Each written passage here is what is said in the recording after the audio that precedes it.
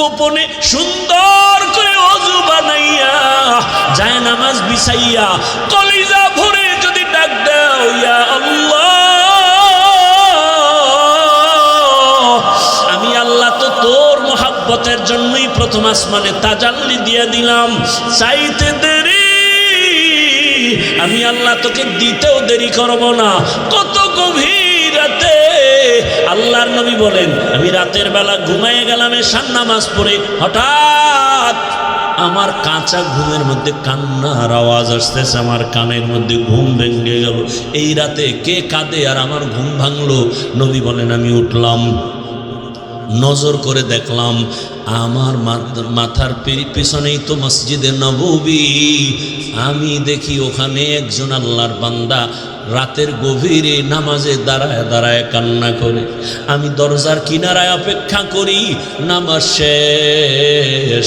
আমি ভাবতেছি মনে হয় অন্য কেউ, তাকায় দেখি না না, জান্নাতের 1 নাম্বার সাহাবী আবু বকর নামাজে দাঁড়ায় গভীর রাতে কান্না করে।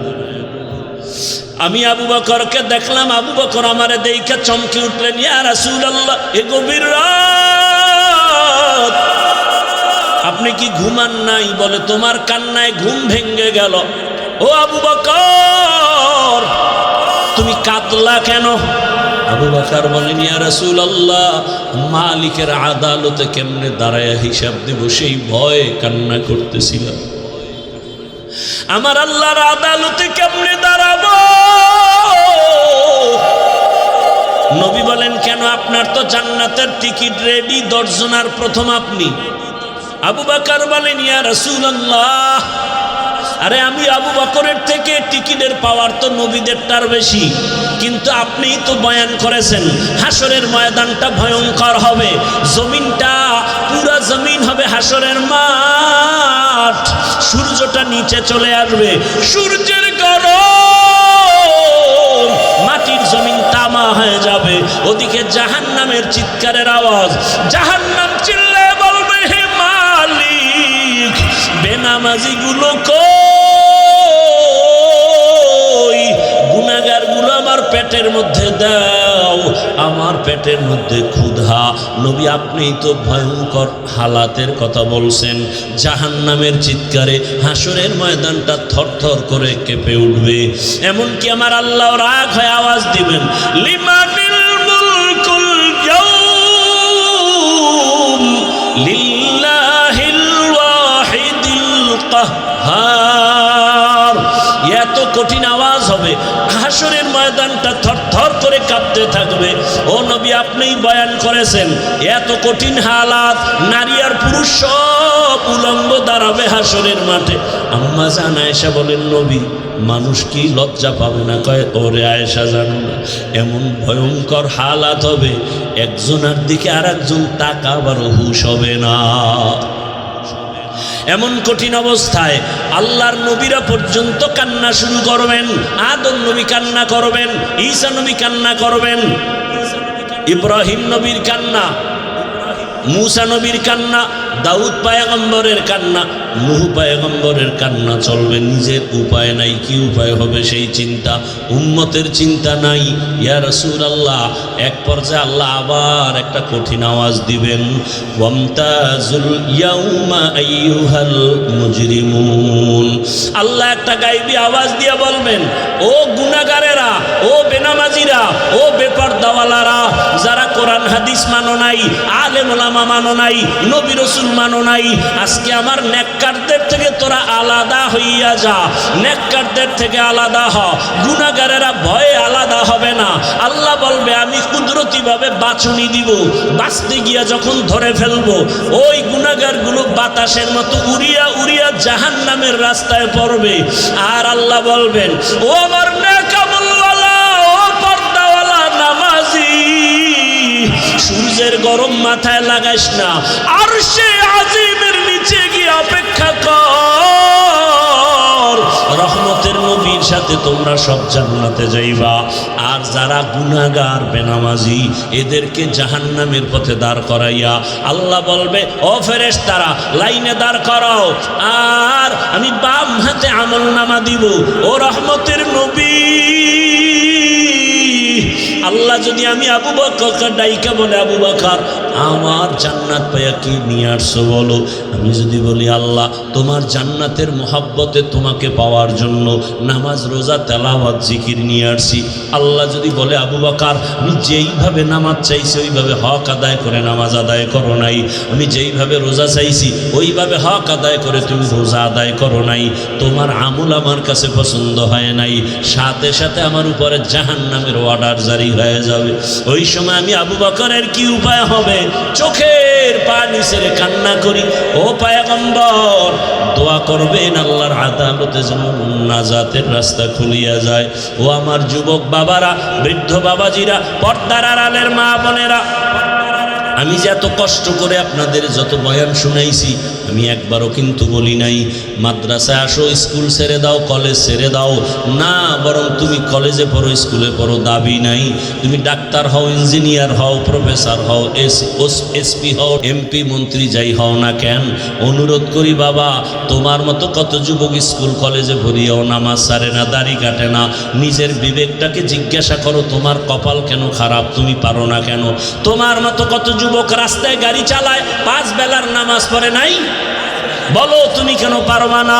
তোমার মতো যুবক র্যাব, আর্মি, পুলিশ, বিডিআরের চাকরি করে নামাজ পড়ে, তুমি কেন পারো না? তোমার মতো যুবক তাকায় দেখো, নদীর মধ্যে মাছ ধরে নামাজ পড়ে, কৃষি কাজ করে নামাজ পড়ে।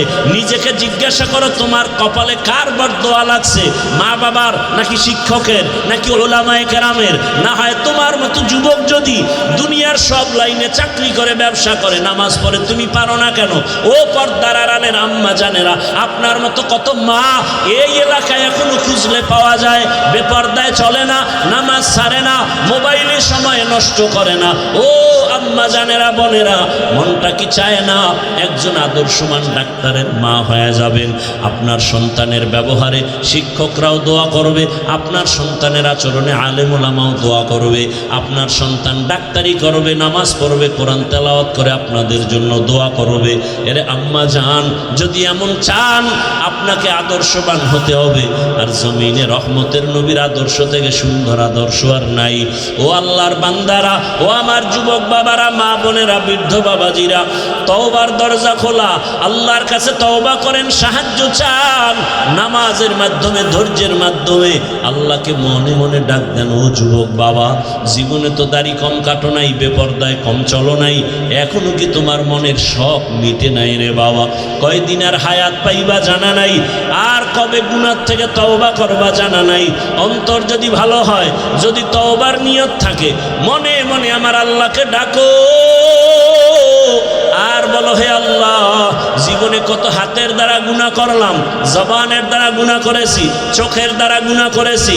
ও আল্লাহ, আমার মতো যুবক জেনারেল লাইনে থাকিয়া যদি নামাজ পড়ে আমি কেন পারবো না?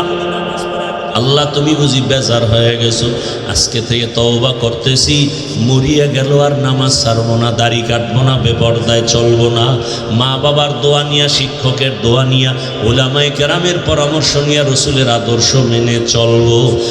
আর আলেমদের মোহাব্বত অন্তরে নেও, কারণ এই ওলামায়ে কেরাম তোমার জন্য চোখের পানি ছেড়ে আল্লাহর কাছে দোয়া করে, গোটা উম্মতের হেদায়াতের জন্য দোয়া করে। ঘুমের চেয়ে নামাজ ভালো, আর তুমি ঘুমাইও না, ঠিক মতো পড়িলে নামাজ জান্নাত তোমার ঠিকানা। পশু পাখি কীট পতঙ্গ কেউ ঘুমিয়ে রইল না, মানুষ হয়ে ঘুমিয়ে থাকা ঠিক তো মোদের হবে না। আহাতে মন কঠিন দিনেতে নামাজ তোমায় ভুলবে না, ঠিক মতো পড়িলে নামাজ জান্নাত তোমার ঠিকানা। আমার প্রাণের ভাই বোনেরা, জলদি করে উঠে যাও, ওযু করে তাড়াতাড়ি নামাজ পড়তে লেগে যাও। আহা নবী বেনামাজির শাফাআত করিবেন না, ঠিক মতো পড়িলে নামাজ জান্নাত তোমার ঠিকানা।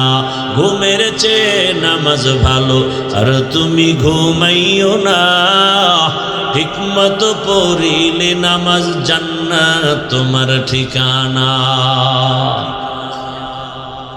মাগরিবের আজানে কেন বলা হলো না ঘুম থেকে নামাজ ভালো? এশার নামাজের আজানে কেন বলা হলো না ঘুম থেকে নামাজ ভালো? ফজরে কেন বলা হলো? কারণ আছে না নাই? আছে।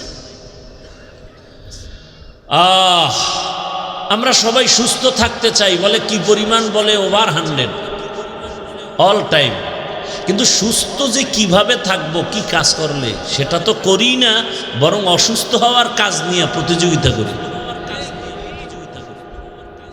মানুষের শারীরিক, মানসিক, জৈবিক যত রাস্তা আছে সব রাস্তাকে অসুস্থ করার একমাত্র যন্ত্র অদৃশ্য মরণাস্ত্র মোবাইল। হার্ট দুর্বল, ব্রেন দুর্বল, লেখাপড়া দুর্বল, চরিত্র দুর্বল, চোখের পাওয়ার দুর্বল, কানের পাওয়ার দুর্বল। তোমাকে পঙ্গু বানাচ্ছে মোবাইল, খবর নাই, বরং তুমি এটাকে এত আপন করেছো রক্তের থেকেও বেশি। মাকে তুমি ডিলেট করতে পারো, মোবাইল করবা না। বহু সন্তান এই মোবাইল করে মায়ের সাথে বেয়াদবি করে, বাবার সাথে বেয়াদবি করে, বাপ চাই না, মা চাই না, মোবাইল চাই। শিক্ষকের সাথে বেয়াদবি করে, আর অনেক আব্বা আম্মা আছে সন্তানগুলোকেও এতটা রশি ঢিল দিয়ে দিয়েছে এক সময় কান্না করেও সেই মাসুল আর দিতে পারে না। আল্লাহ হেদায়াত দান করুন। যাদের আয়োজনে আজকের এই সুন্দর প্রোগ্রাম এবং আল্লাহ আমাদেরকে বাছাই করে যাদেরকে এখানে নিয়ে আসছেন, আল্লাহর বড় দয়া। আর একবার শুকর আদায় করি আলহামদুলিল্লাহ। দরুদ ও সালাম সৈয়দুল মুরসালিন রহমাতুল্লিল আলামিন শফিউল মুজনিবিন খাতামুন নবিয়্যিন সৈয়দুস সাকালাইন ইমামুল মুরসালিন শফিউ আযম রাসূল আকরাম রহমত আলম নবিয়ুল আরব আল আজম হাবিব কিবরিয়া আশরাফুল আম্বিয়া সৈয়দুল আম্বিয়া शफीअ महशर साक़ी कौसर आक़ाए नामदार मदीना का ताजदार आफ्ताब नबूवत फ़ख्र मौजूदात सैयदुल मखलूक़ात हज़रत मुहम्मदुर रसूलुल्लाह। नबीजिर नामे दरूद पढ़ले गुनाह है ना सवाब? মনে চাই বলতে, কিন্তু আপনারা তো আমল করবেন না, এই জন্য আবার বাধা আসতেছে। কারণ ভালোবাসা নিয়ে বসছি তো। কেমন ভালোবাসা? যদি কেউ বলে নিচে নেমে পাও ধর, তাহলে আমি নবীর আদর্শ মানব, আমি এখন নিচে নেমে আসবো তোমার পাও ধরার জন্য। এতটুকু দিলের ভালোবাসা নিয়ে কথা বলতেছি। ও যুবক বাবারা, এমন কপাল নিয়ে কি তুমি দুনিয়াতে আসছো যে জীবনভর শুধু অন্যের ক্ষতিই করে যাবা?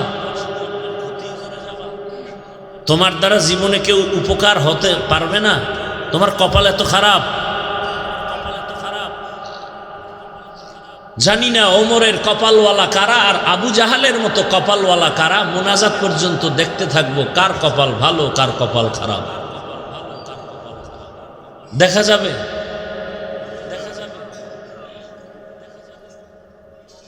কেউ আসছে মনের মতো বয়ান হয় নাই। তোমার মনটা কি আল্লাহমুখী? তুমি তো বিড়ি টানো, গাঞ্জা খাও, নামাজ নাই, রোজা নাই, তেলাওয়াত নাই, হালাল নাই, তোমার মনের মতো বয়ান হবে কিভাবে? বরং কোরআন অনুযায়ী তোমার মনটা তৈরি করো। ইসলাম অনুযায়ী তোমার মন হবে, তোমার মনের মতো ইসলাম হবে না। কোরআন অনুযায়ী তোমার দিল হতে হবে, তোমার মন কোরআন অনুযায়ী হতে হবে। কোরআন তোমার মন অনুযায়ী হবে না। উল্টা বুঝো কেন? অনুরোধ থাকবে, ইশারায় বলছি বুঝেন নাই, খোলামেলাই বলি, মোনাজাত পর্যন্ত উঠবেন না, রাত্র অনেক হয়ে গেছে। এতদূর প্রোগ্রাম নিতে চাই না, কষ্ট হয় অনেক।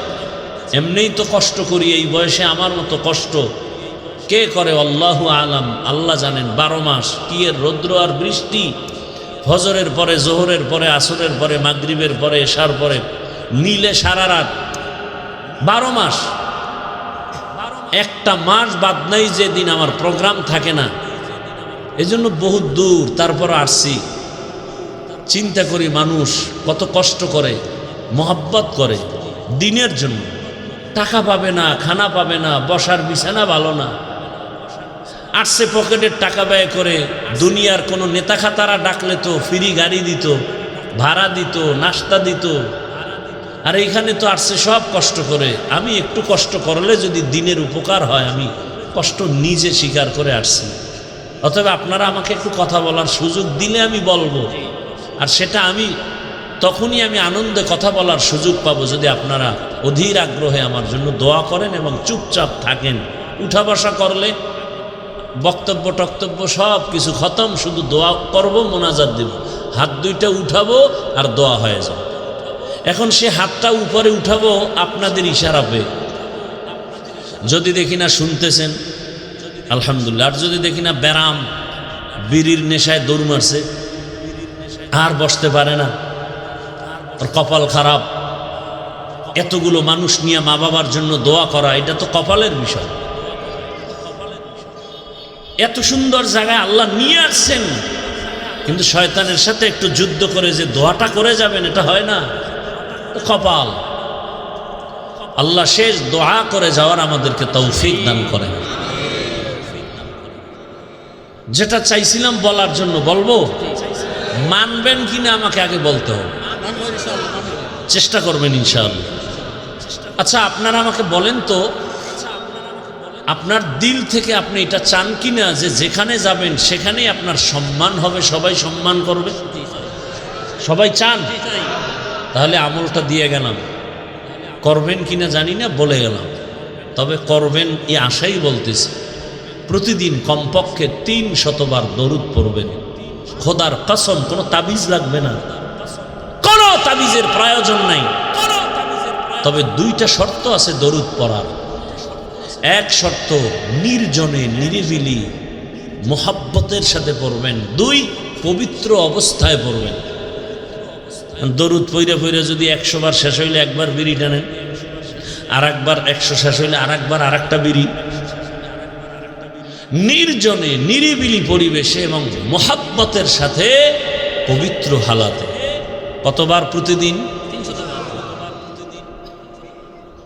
কতটা ভালোবাসা নিয়ে বলতেছি।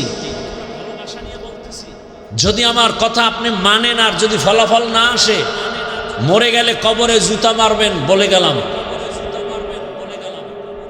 কতবার দরুদ? কোন পীর সাহেবের দরুদ, রাসূলের মহব্বতে দরুদ পড়বেন। 2 সময় আপনার খুব নিরিবিলি সময়, ফজরের নামাজের পরে, না হয় ঘুমের আগে।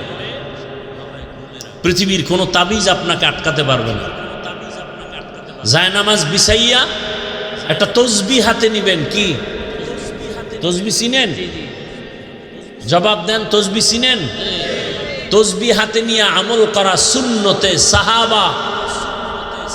তসবিহ হাতে নিয়ে আমল করা বলেন সুন্নতে সাহাবা। যারা সাহাবায়ে কেরামকে মানবে না তারা মুসলমান হলেও 72 দল জাহান্নামীদের দলভুক্ত। তসবি কিনবেন, মাকে তসবি কিনে দিবেন, বোনকে তসবি কিনে দিবেন। তসবি হাতে থাকলে আমল হবে। 300 বার দরুদের আমল, 300 বার ইস্তেগফারের আমল। সময় বেশি থাকলে নামাজের দরুদ পড়বেন। 300 বার প্রতিদিন দরুদ পড়ে অজু অবস্থায় বিছানায় কিবলার দিকে চেহারাটা ঘুরায় ঘুমিয়ে পড়বেন। ইনশাআল্লাহ দরুদের বরকতে রসুলের সাথে ঘুমের মধ্যে মোলাকাত হয়ে যাবে।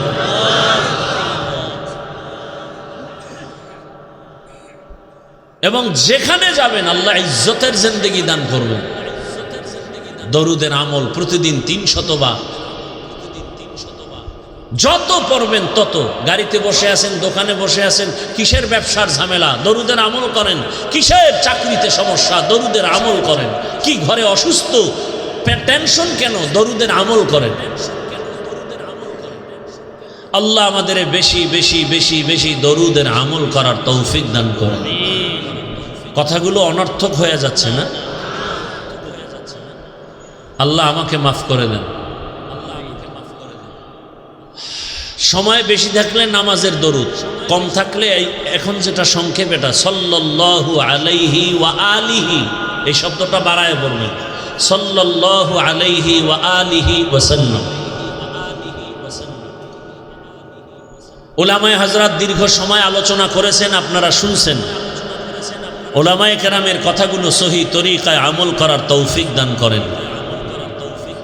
অন্যের জন্য দোয়া করলে নিজের জন্য আগে কবুল হয়। এই আর একটা নতুন কথা বলে গেলাম, লিখে রাখবেন। ওলামায়ে কেরামের জন্য দোয়া করছি, করবেন না? কার জন্য দোয়া করবেন?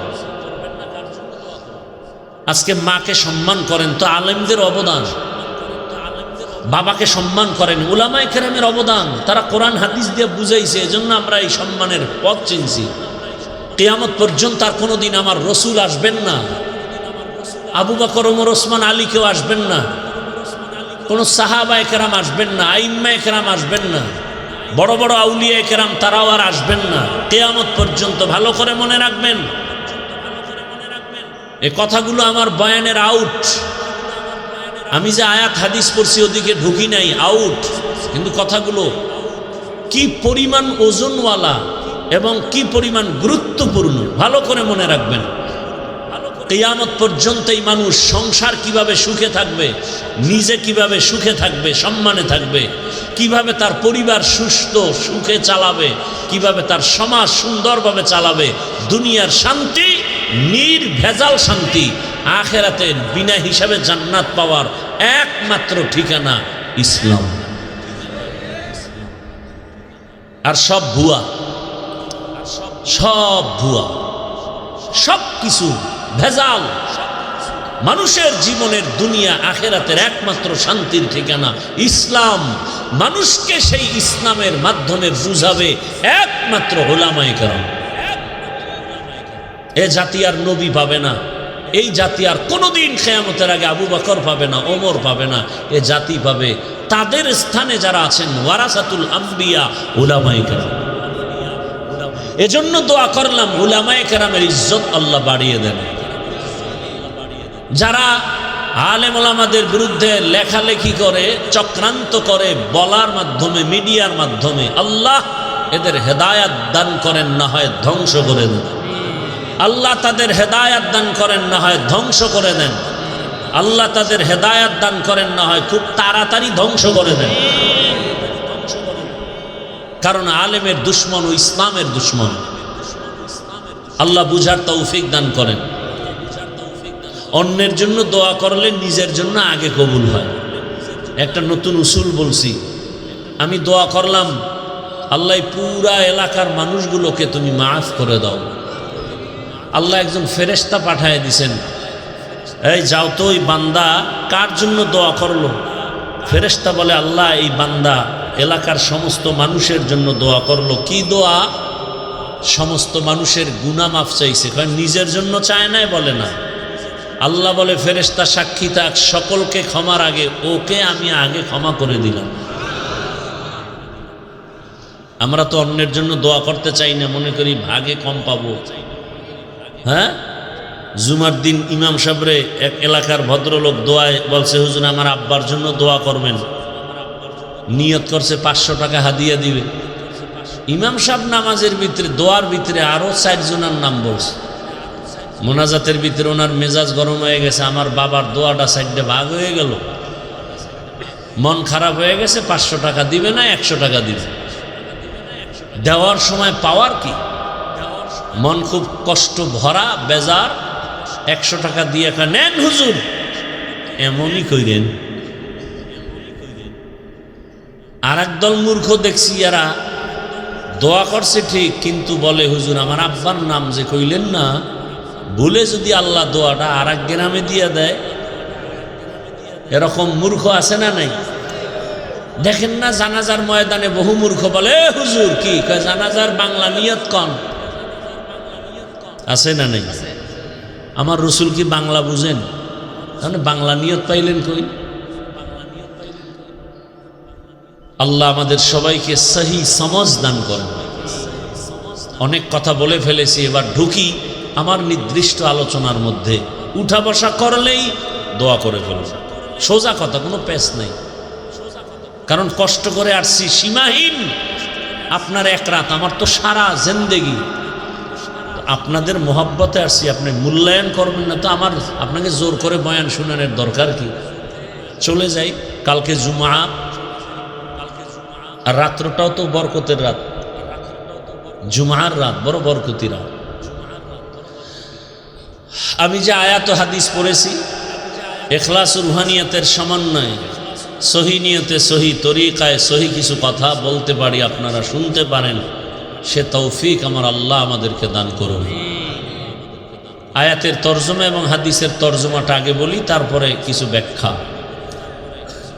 ইয়া আইয়ুহাল্লাযীনা আমানুস্তাঈনু বিস-সাবরি ওয়াস-সালাহ, হে মুমিন তোমরা আমি আল্লাহর কাছে সাহায্য প্রার্থনা করো সবর ও সালাতের মাধ্যমে। ইন্নাল্লাহা মা'আস-সাবিরিন, নিশ্চিত আমি আল্লাহ সাবিরিনদের সাথেই থাকি। রহমতের নবী বলেন, মান ইউরিদিল্লাহু বিহি খাইরান ইউসিব মিন, আল্লাহ যাকে ভালোবাসেন বেশি মোহাব্বত করেন, নবীজি বলেন আল্লাহ তাকে মুসিবত দিয়া পরীক্ষা নিবেন। তর্জমা শেষ। এবার ব্যাখ্যা। হাদিসের উপরে কিছু কথা, এরপরে আয়াত নিয়ে আলোচনা করব। হাদিসে বললেন কি রসুল, আল্লাহ যাকে ভালোবাসেন, মোহাব্বত করেন, কল্যাণ চান, তাকে মুসিবত দিয়া পরীক্ষা নিবেন। এটা কেমন কথা? দুনিয়াতে যে যাকে ভালোবাসে তাকে আগে পরীক্ষা করে। বিয়া করবেন একজন, 10 বাড়ির মাইয়া দেখছেন কেন? কি নাকি এই নিয়ম আপনাদের দেশে নাই? বিয়া করবে এক মেয়েকে, দেখছে কয়টা? 10টা। ভালো করে খবর নিছে আবার তলে তলে। আমি যেই মেয়েটাকে বিবাহ করব তার মা ভালো নি, বংশ ভালো নি, সাইড কালেকশন আসেনি। তার কেন? তাই আমি যাকে জীবন দিয়া ভালোবাসবো তাকে পরীক্ষা ছাড়া আমি নিব কেন? আল্লাহ বলেন আমি জিন সৃষ্টি করেছি আগুনের দ্বারা, নূরের দ্বারা ফেরেশতা বানাইছি, মাটি দ্বারা মানুষ সৃষ্টি করেছি। আমি আল্লাহ মানুষের সর্বশ্রেষ্ঠ মর্যাদা দান করেছি। আমি আল্লাহ পরীক্ষার জন্য জমিনে পাঠাবো। জিনও কিন্তু জমিনে পাঠায় টেস্ট করেছি, ফেরেশতাকেও জমিনে পাঠায় দেখছি সব ঝামেলা করে। আমি জমিনে মানুষ পাঠাবো এবং আমি পরীক্ষা করে যাচাই করে দেখব কারা আমার মোহাব্বতের বন্ধনে আবদ্ধ হয়ে কে টিকে, কে আবার ফেল করে। দুনিয়াটাই পরীক্ষার হাল। পরীক্ষা মানি একটা মুসিবত। আল্লাহ পাক আয়াতের পরে বলেন আমি 5টা জিনিসের দ্বারা পরীক্ষা নিব। ওয়ালানাবলুওয়ান্নাকুম বিশাইইম মিনাল খাউফি ওয়াল জু'i ওয়া নাকসিম মিনাল আমওয়ালি ওয়াল আনফুসি ওয়াস সামারাত ওয়া বাশশিরিস সাবিরিন।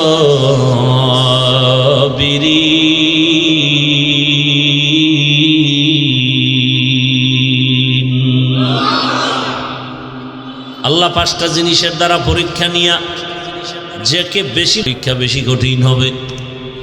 আল্লাহ বেশি মোহাব্বত করেন ঈমানওয়ালাদের, মানুষের মধ্যে যারা ঈমানওয়ালা, আবার ঈমানওয়ালাদের ভেতরে আল্লাহ তাদেরকে বেশি মোহাব্বত করেন যারা ঈমানের সাথে আমল করে। আবার ঈমান ও আমলওয়ালাদের মধ্যে আল্লাহর কাছে আরো বেশি প্রিয় তারা যারা আমল আর ঈমানের মধ্যে তাকওয়া আছে, তাকওয়া, শিরিকের কোনো গন্ধ নাই। গোটা দুনিয়ার ভিতরে তাকওয়ার মানদণ্ডে শ্রেষ্ঠ আল্লাহর প্রিয় মোহব্বতের যারা, তারা হলেন আম্বিয়ায়ে কেরাম। আর সব নবী রসুলের মধ্যে শ্রেষ্ঠ রহমাতুল্লিল আলামিন। আর উম্মতের মধ্যে আমরা আখিরি নবীর উম্মত আল্লাহর কাছে বড় প্রিয়।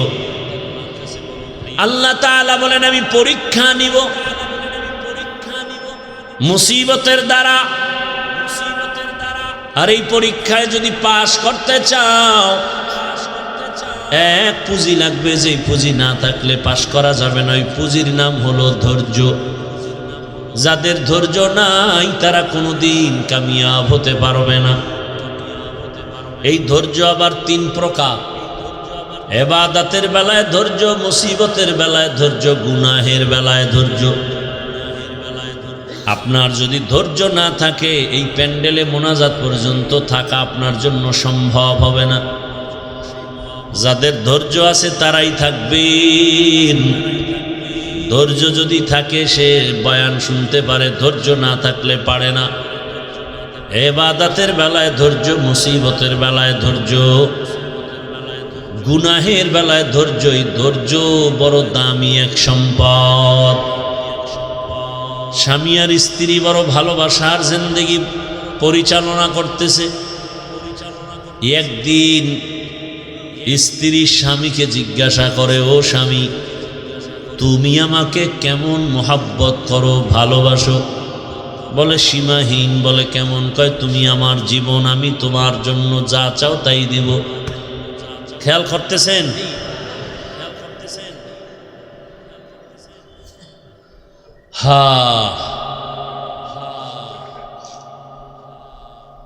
স্ত্রী বলে যা চাইবো তাই দিবা? বলে হ্যাঁ তাই দিব। স্ত্রীও একেবারে সাধারণ মানুষ না, খুব ধর্মের জ্ঞান ট্যান আছে, ধৈর্য আছে। বারবার স্বামীকে বলে যা চাইবো দিবা? দিব, চাওয়া মাত্র দিব। বলে বুঝা খাও? হ্যাঁ বুঝা খাইছি। ওয়াদা? বলে ওয়াদা। স্ত্রী পরীক্ষামূলক বলে আমাকে 3 তালাক দিয়া দাও। স্বামীর মাথা ঠিক আছে নি? গরম হয়ে গেছে। বললা কি? কই না ওয়াদা করলা, যা চাইবো তাই দিবা, দাও, তালাক দাও। স্ত্রীর কথা শুই না স্বামী বলে কল্লা যেতে পারে, তালাক তোমাকে দিব না, কারণ তোমার মতো একটা আবেদা স্ত্রী পেয়ে আমার জীবন বড় ধন্য। দুইজনের মধ্যে একটু বাক বিতণ্ডার সমাধানের জন্য জামানার নবীর দরবারে রওয়ানা। হঠাৎ রাস্তার মাঝে গিয়া স্বামী বেচারা পড়ে গিয়া পাটা ভেঙে গেছে, চিৎকার দেয় বাঁচাও। স্ত্রী হাত ধরে বলে এত কাঁদো কেন? বলে পা ভেঙে গেল। এবার আল্লাহর বান্দি বলে নবীজির দরবারে যাওয়ার প্রয়োজন নাই, চলো আমরা উল্টা বাড়ির পথে চলো। বাড়ির মধ্যে যাইয়া স্ত্রী ডাক দিয়া বলে স্বামী আমারে দয়া করে মাফ করে দাও, আমার কথা আমি উড্ড করে নিলাম, তালাক চাই না। স্বামী ডাক দিয়া কয় বিবি আমার, নুজহাতুল মাজালিস নামক কিতাবে ধৈর্যের বয়ানের মধ্যে ঘটনাটা পাওয়া গেছে। ও বিবি, তালাক চাইলা কেন? আবার তুমি তালাক ফিরাইয়া নিলা কেন? তোমার কথা। বলে শোনো স্বামী, তুমি রসুলের হাদিস কি শুনো নাই? রহমতের নবী বলছেন আল্লাহ যাকে বেশি ভালোবাসবেন মুসিবত দিয়া পরীক্ষা নিবেন। আমি তোমার ঘরে যত বছর সংসার করেছি একটা মুসিবত তোমার ঘরের মধ্যে আমি দেখি নাই। কোনোদিন তুমি মুসিবতে পড়ে আহ শব্দ বলো নাই। আমি বুঝলাম যেখানে মুসিবত নাই সেখানে রহমত নাই, যেখানে রহমত নাই সেখানে আমিও থাকতে চাই না, তালাক চেয়েছ। হঠাৎ রাস্তার মাঝে গিয়ে তুমি পড়ে গেছো, তোমার পা ভেঙ্গে তুমি চোখের পানি ছেড়ে কান্না করেছ। মুসিবত, আমি বুঝতে পেরেছি রহমত নাজিল হয়েছে। মুসিবত আসছে, যেখানে মুসিবত আছে সেখানে রহমত আছে, আর যেখানে রহমত আছে আমিও সেখানে আছি। या इलाही मुझसे मुझको दूर कर, ताकि देखो मुझ में तुझको एक नजर। या इलाही तू मेरा माबूद है, या इलाही तू मेरा माशूक है। আল্লাহ যাকে বেশি ভালোবাসবেন তাকে মুসিবত দিয়া পরীক্ষা নিবেন। অন্য হাদিসের মধ্যে নবী বলেন আদ-দুনিয়া সিজনুল মুমিন ওয়া জান্নাতুল কাফির। দুনিয়াটা মুমিনের জন্য জেলখানা, বেঈমানের জন্য শান্তির জায়গা বালাখানা। যত শান্তি দুনিয়ায়, মুমিন কখনো শান্তি পাবে না। বেঈমান শান্তি পাবে দুনিয়ায়, মরার পরে অশান্তি শুরু হবে, শেষ হবে না। আর মুমিন কষ্ট করবে দুনিয়ায়, মরণ পরে এমন শান্তি শুরু হবে, আর কোনো দিন শেষ হবে না। দুনিয়ায় শান্তি, পরকালে কষ্ট বেঈমানের জন্য। দুনিয়ায় কষ্ট, পরকালে শান্তি মুমিনের জন্য। তবে মুমিন যদি আল্লাহর উপরে ভরসা করে, যদি একটু আখেরাতের লাইনে আগাইতে থাকে, দুনিয়ায় বান্দা সম্মান পাবে, বোনাস। কি সমস্যা ভাইরা আমার? আল্লাহ যাকে বেশি মোহাব্বত করেন তাকে মুসিবত দিয়ে পরীক্ষা নেন। এই রকম হাজার উদাহরণ যদি টানি, সারা রাত চলে যাবে। আমার রহমতের নবী, যার কোনো গুনাহ নাই, সন্দেহ করলে ঈমান চলে যাবে। আল্লাহ যাকে স্পেশাল করে বানাইছেন, মুসা নবী আল্লাহর বন্ধু, ঈসা নবী আল্লাহর। এই উঠা বসা করেন কেন? উঠার ব্যারাম থাকলে ঢুকছেন কেন? বাহিরে দাঁড়ায় দাঁড়ায় বয়ান শুনতেন, বিড়ি টাইনে আবার আসতেন।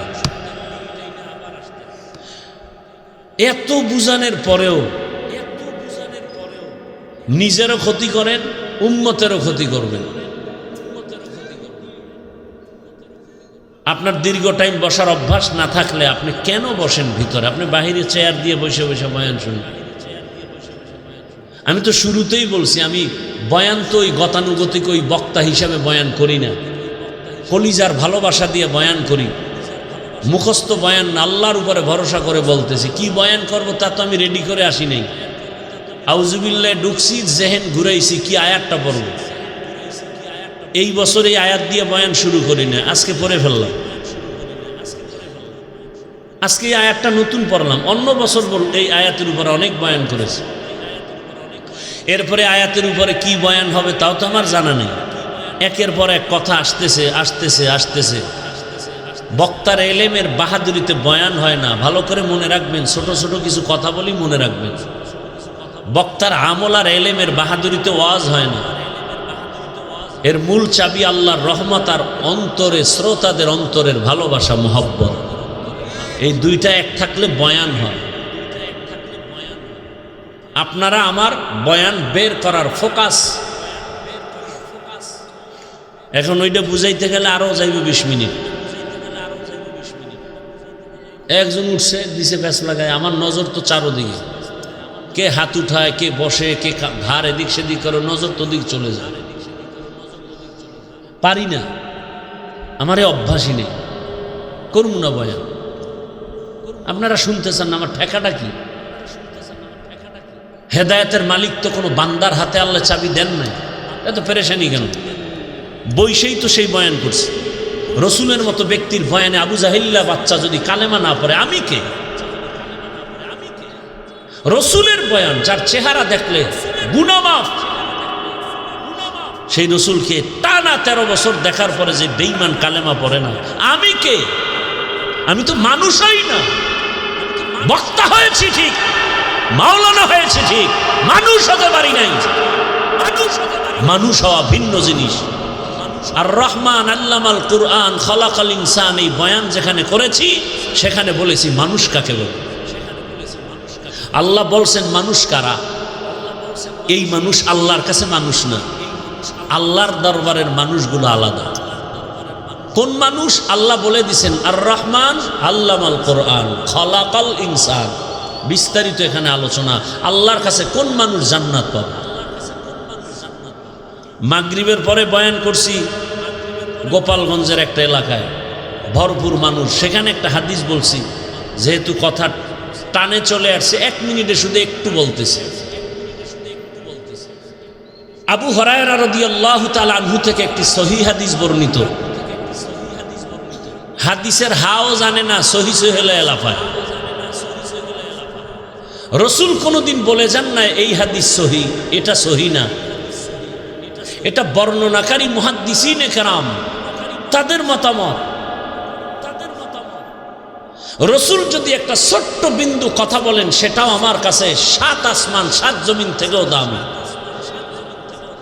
সেই ভালোবাসা থাকতে হবে রসুলের প্রতি। আবু হুরায়রা বলেন কিয়ামতের দিন 3 জন ব্যক্তি সবার আগে জাহান্নামে ঢুকবে।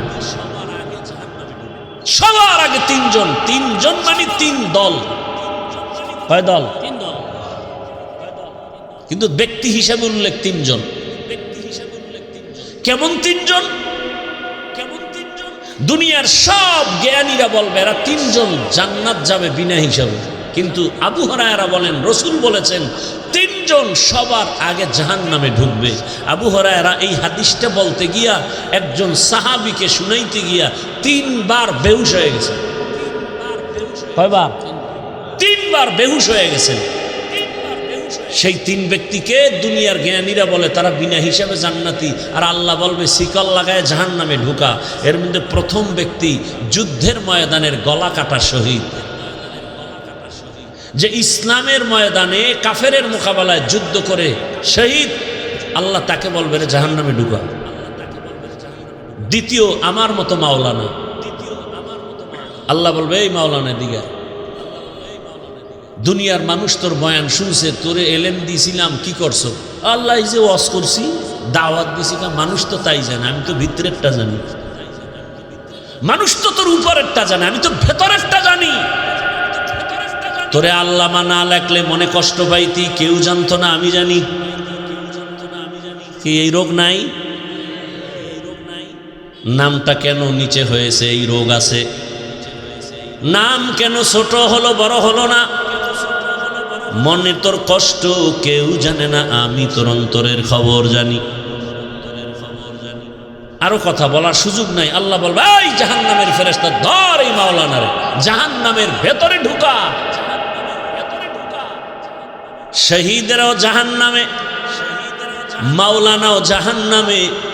3 নাম্বার ব্যক্তি হবে যারা মাদ্রাসা মসজিদে দান সৎকা করে, কইবে ধর এই বহু ফকিন্নির মাঝে তোরে টাকাওয়ালা বানাইছি, করছো কি আল্লাহ? মাদ্রাসা মসজিদ কেন করছো? কয় দিনের জন্য। হ্যাঁ মানুষ জানে দিনের জন্য, কিন্তু আমি ভিতরেরটা জানি।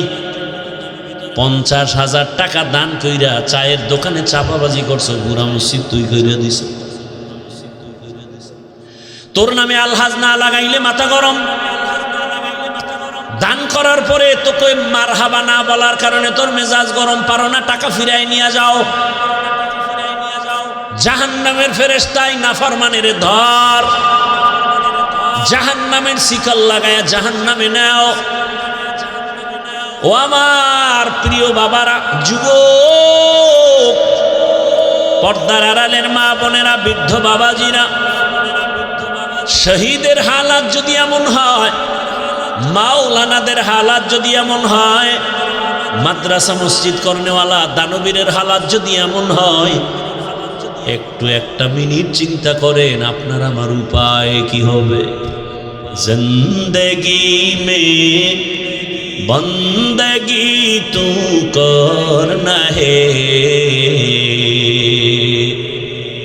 जिंदगी में बंदगी तू करना है, जिंदगी बे बंदगी शर्मिंदा है, जिंदगी बे बंदगी शर्मिंदा है। दुनिया में हो दुनिया का तलबगार न हो, बाजार से गुजर हो खरीदार न हो। ये दुनिया एक मिसल कागज फूल है, ये दुनिया एक मिसल कागज फूल है। जिंदगी में बंदगी तू करना है, जिंदगी बे बंदगी शर्मिंदा है, जिंदगी बे बंदगी शर्मिंदा है जिंदगी में बंदगी कुन बंदगी बंदगी बे जिंदगी शर्मिंदगी भाईरा आमार বলার সময় কই আল্লাহ তাআলা বলেন আমি চাই না আমার আদরের কোনো বান্দা বান্দি জাহান্নামে যাবে আল্লাহ কখনোই চান না কেউ জাহান্নামে যাবে আল্লাহ চান না হিন্দুরা জাহান্নামে যাক খ্রিস্টানেরা জাহান্নামে যাক ইহুদিরা জাহান্নামে যাক আল্লাহ মোটেই চান না বলে তার প্রমাণ আল্লাহ বলেন আমি সব সময় তওবার দরজা খুলে রাখছি আয় কুল ইয়া ইবাদিয়াল্লাযীনা আসরাফু আলা আনফুসিহিম লা তাকনাতু মির রাহমাতিল্লাহ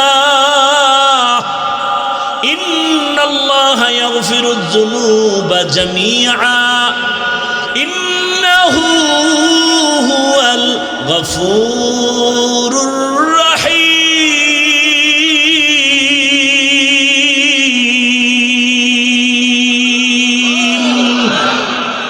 तवक्कुल मी कुनी हर सुबह शाम मेरा साना दरिस्क तू अज़ला मकाम जुज़बा हक़ची ज़े मखाअज इंसुजा फज़ले उआ मस्ते दर जुमला जहा আল্লাহ বলেন ও আমার প্রিয় বান্দা বান্দিরা আয় আমার দরজা খোলা কি পরিমাণ গুনাহ করেছো বান্দা বলে 40 বছরের গুনাহ তো বিশাল হিমালয় পাহাড়ও ছাড়ায় গেছে আমার গুনার এত বড় স্তূপ আল্লাহ কয় তুই যদি আসমান বরাবর গুনাহ করে ফেলো বিশাল বড় লবণের পাহাড় কিসের পাহাড় লবণের বিশাল বিশাল বড় পাহাড় যত বড় বড় লবণের পাহাড় একটু যদি সমুদ্রের পানি ধাক্কা লাগায় লবণের পাহাড় বিলীন হতে কয় হাজার বছর লাগবে বলছি না সত্য কথা জবাব দিয়েন ভালো করে কয় মাস মুহূর্তের মধ্যে সমুদ্রের পানির ধাক্কায় লবণের পাহাড় যেমন বিশাল পাহাড় কোন কাজের লোকেরা যদি বলি তোমরা 500,000 মানুষ কাজ করে লবণের পাহাড় এখান থেকে তুমি তাড়াতাড়ি সাতক্ষীরায় নিয়ে যাও সময় লাগবে নি বুঝে না অনেক সময় কিন্তু সমুদ্রের একটা পানির বাড়ি মারলে মুহূর্তে বিলীন হয়ে যাবে আল্লাহ কয় রে গোলাম কি পরিমাণ গুনাহ করেছো কয় পাহাড় বানাইছো দুনিয়ার আসমান বড় বড় যদি গুনার পাহাড় বানাও আমার রহমতের পানির বাড়ির সাথে সাথে তো গুনার পাহাড় চুরমার হয়ে যাবে আতিনা ফি দারে দুনিয়া না হাসান আতিনা ফি দারে উকবা না হাসান ইয়া গিয়াসাল মুস্তাগীসিন ইহদিনা লফতিখারা বিল উলুমে ওয়াল গিনা হর গরিদে নেক তু তৈয়ার হে জু না মাंगे उससे तू बेजार है আল্লাহ তাআলা বারবার ডাকেন আসো তওবার দরজা খুলে দিলাম আসো এজন্যই তো আল্লাহ পাক আয়াতে বলেন ও মুমিন সাহায্য প্রার্থনা করো আল্লাহ পাক মুমিনকে বলছেন কোন বেঈমানকে বলেন না কেন এর সংক্ষিপ্ত জবাব হলো জান্নাত শুধু মুমিন পাবে কোনো বেঈমান কখনো জান্নাত পাবে না জান্নাত কারা পাবে মুমিন কোনো বেঈমান পাবে না কিন্তু একটু আগেই কিন্তু আমি বলছি আল্লাহ চান না কোনো বান্দা বান্দি জাহান্নামে যাবে এই হলো এক কথা। আর এক কথা কি, জমিনে যত মানুষ আসছে নাই আসবে সবার নামে জান্নাতে আলাদা আলাদা বাড়ি নাম লেখা বরাদ্দ করা। নমরুদ নামে একটা জান্নাত আছে, জান্নাতে ঘর আছে আলাদা। ফেরাউনের নামে জান্নাতে ঘর আলাদা। বেশ্যা তাসনিমার নামেও জান্নাতে ঘর আলাদা। এক কথায় দুনিয়ার সব মানুষের নামে নামে নামে নামে জান্নাতে ঘর, কিন্তু কোনো বেঈমান জান্নাত পাবে না। এ কথাও সত্য। আল্লাহ কাউকে জান্নাত জাহান্নামে দিতে চান না, তাও সত্য। তাহলে বেঈমানরা না পাইল ওদের জান্নাত বানানো যে নির্ধারিত করা আছে, জান্নাত কি হবে? ফেরাউনের জান্নাত কোথায় যাবে? নমরুদের জান্নাত। আল্লাহ বলেন, যারা আমার মুমিন, আমার ইবাদত যথার্থ করবে, আমি আল্লাহর নামের জান্নাত তো দিবই, বেঈমানের বানানো জান্নাত আমি আমার আদরের মুমিনদের বোনাস দিয়ে দিব। या इलाही तू मेरा माबूद है, या इलाही तू मेरा माशूक है। ভাইরা আমার, আল্লাহ মুমিনকে বলেন সাহায্য চাও। সাহায্য চাওয়ার জন্য আল্লাহ বললেন মুমিনকে। এখন এখানে তিনটা কথা, সাহায্য কেন চাইব, কিভাবে চাইব, কার কাছে চাইব, তিনটা কথার জবাব। আল্লাহ মুমিনকে সাহায্য চাইতে বললেন কেন? বলে দুনিয়াতে কেউ কারো সাহায্য ছাড়া জমিনে চলতে পারে না। দুনিয়ার কেউ সাহায্য ছাড়া চলতে পারে না। এতগুলো মানুষ আপনারা বসে আছেন আমার বয়ান সমান শোনার জন্য। আমি কি পুরো পরিপূর্ণ মানুষ? কয় না। এখানে আসা পর্যন্ত আমার গাড়ি লাগছে, গাড়ি টেনে আনছে আমার ড্রাইভার। গাড়ি যদি একটু নষ্ট হয় আমার আসতে ঝামেলা। আবার ড্রাইভার থাকলেও হবে না, পাম্পে গিয়া ওখান থেকে তেল নিতে হবে। পাম্পের যারা বসা আছে ওরা সব বেশিরভাগ মূর্খ, তেমন শিক্ষিত টাইটেল নিয়ে ওখানে বসে নেই।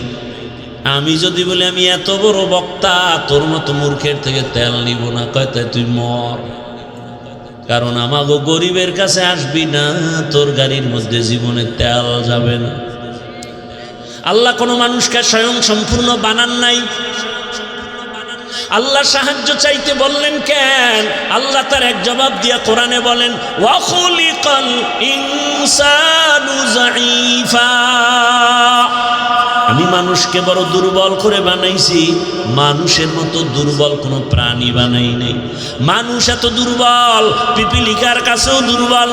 আল্লাহর বানানো ক্ষুদ্র পিপিলিকার কাছে আমরা দুর্বল, একটা মশার কাছেও আমরা দুর্বল, মানুষের বানানো জিনিসের কাছেও মানুষ দুর্বল।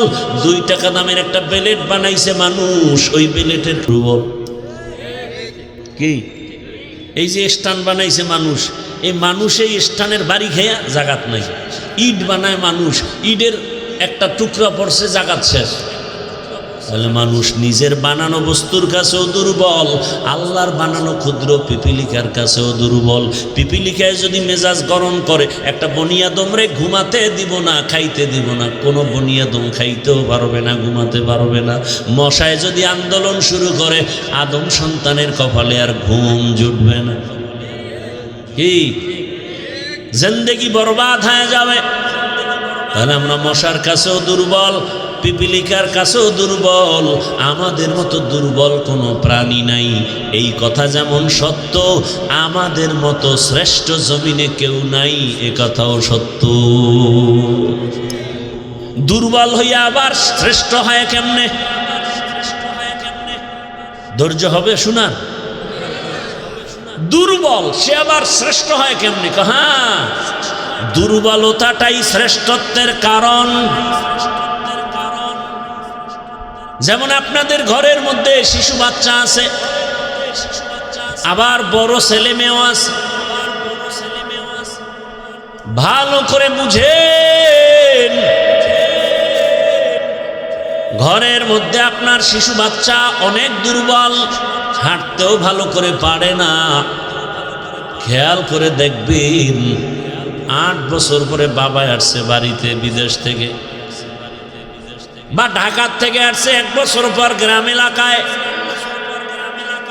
অনেক শপিং নিয়ে আসছে। এর মধ্যে বর্তমান দুনিয়াতে যত বড় কিছু আনুক, আকর্ষণীয় হাদিয়া কি? মোবাইল। নিজের জন্য 90-1 লাখ টাকার মোবাইল, বউয়ের জন্য একটা, বউয়ের মোবাইল বউরে দিবে, কিন্তু সব কাপড় চুপড় বের করে বলে ভাগ ভাগ করে দেও, ছেলের জামা মেয়ের জামা মোবাইল দুইটা আলাদা রেখে দিছে ড্রেসিং টেবিলের উপরে, ওটা প্যাকিং করা ইনটেক। ছেলে একটা বড়, ওর তো নজর হেন, ও কাপড় চুপড়ের দিকে তাকায় নাই, ও গিয়া ইনটেক প্যাকেটটা ধরছে, লাখ টাকার মোবাইলের প্যাকেটটা যখন ধরছে না, বাবাই দিছে ধমক, এই মোবাইল ধরিস না। ছেলের মনে একটা কষ্ট আসছে, বাবা এতদিন পরে বাড়ি আসছো, ধমক দিলা কেন? অভিমান কইরা সন্তান অন্য জায়গায় বা রুমে গিয়া চুপচাপ বসে আছে রাগ করে। বাবা সব গুছাই টুছাই, ও ইনটেক মোবাইল টেবিলে রাইখে গেছে বাথরুমে। কোন রুমে? বলেন বলেন। আমরা বাথরুম, শিক্ষিত ভদ্র যারা, এরা বাথরুম কয় না, কি কয়? ওয়াশরুম। ওয়াশ কয়নি? বাথরুমে ওয়াশ করা চূড়ান্তভাবে উচিত না, কারণ বাথরুম হলো জিন শয়তানের আড্ডাখানা। বাথরুম কখনো ওয়াশরুম হতে পারে না। একান্ত যদি আপনার বাথরুম ওয়াশরুম বানাতে হয়, মাঝখানে পার্টিশন লাগায়া দেন, বাথরুম আলাদা থাকবে, ওয়াশরুমে আপনি ওযু বানাবেন, যা করবেন, ওয়াশরুম আলাদা পর্দা লাগায়া নেন। না হয় আরো উত্তম হবে, বাথরুম আলাদা থাকবে, আপনার ওয়াশরুম থাকবে আলাদা। কি কমু, কারে কমু? দুনিয়ার সব মিস্ত্রিগুলো সব এক না একতন্ত্র ভাবে বেসিনটা দিয়ে তুইবে বাথরুমের ভিতরে। এরপরে কমোড তো সব চেয়ার হাই, লো কমোড নাই, সব চেয়ারে বয়ে বয়ে বয়ে বয়ে টেলিভিশন দেখবে বাথরুমের ভিতরে। কি আর বলবো? ওয়াশরুম নয়, বাথরুম তো বাথরুম, সেটা ওয়াশরুম হয় কিভাবে? আমাদের অনেক ওলামায়ে কেরামের বিরুদ্ধাচরণ করেন, উচিত না। বাথরুমে খালি পায়ে যাওয়া যাবে না, খালি মাথায় যাওয়া যাবে না, তো অ্যাক্সিডেন্ট হবে, দুর্ঘটনা হবে, কারণ জিনের আড্ডাখানা প্রত্যেকটা বাথরুম। খুব খেয়াল করিয়েন, ওলামায়ে কেরাম থাকলে ভুল হলে ধরায় দিয়েন, জায়গায় দাঁড়ায় যাবেন। কিন্তু আপনি ওয়াশরুমে যদি খালি পায়ে যান, খালি মাথায় যান, বাধা নাই, বাথরুমে যাওয়া নিষেধ,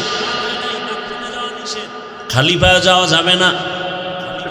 এবং সেখানে ঢুকতে কিন্তু নিয়ম আছে, বাম পা দিয়া ঢুকবা, ডান পা দিয়া বের হওয়া। ওয়াশরুমের এই কিন্তু নিয়ম নাই। যাক, অনেক কথা, কি কথার থেকে এখানে আনছি? নো, এর আগের কথা কি? ওই যে বাথরুমে গেল, এখন ওই যে শিশু বাচ্চা আছে না, বড় ছেলে ইনটেক প্যাকেটটা হাত দিছে, মাথা গরম, ছেলে গিয়া অভিমান করে আর এক রুমে হুইয়া রয়েছে।